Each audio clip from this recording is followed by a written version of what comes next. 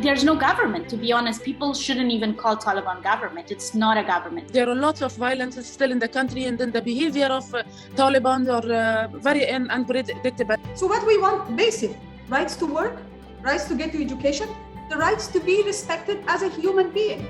Evacuation is very much important. We still have a big number of women that they are left behind in the country, and then they are at the risk. I don't know any other international situation where women's rights have been the top and central.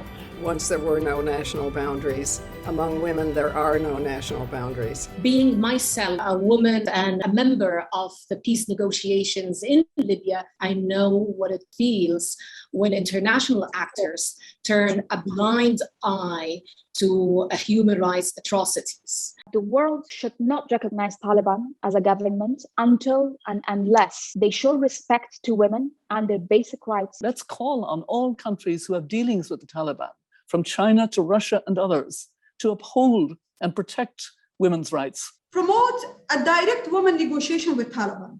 And that should be one of the conditions for international recognition to Taliban. The international community has to abandon Taliban if the Taliban abandon women.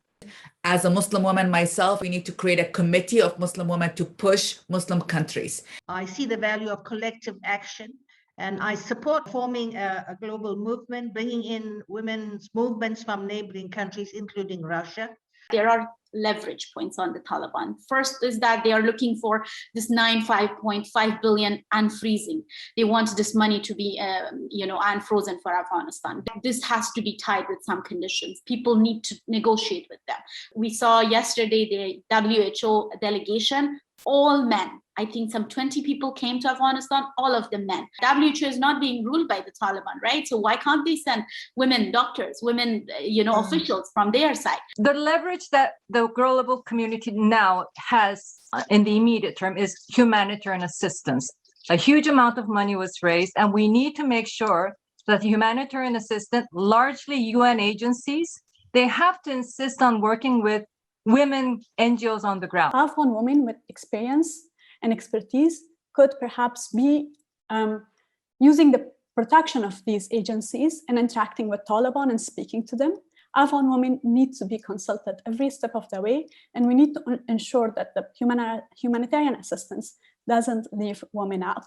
There has been so much corruption, so little of women's involvement in how money and assistance has been distributed, so that we have to look after that also in any process from now on. Today or tomorrow, whatever happens in Afghanistan, it will get to your border.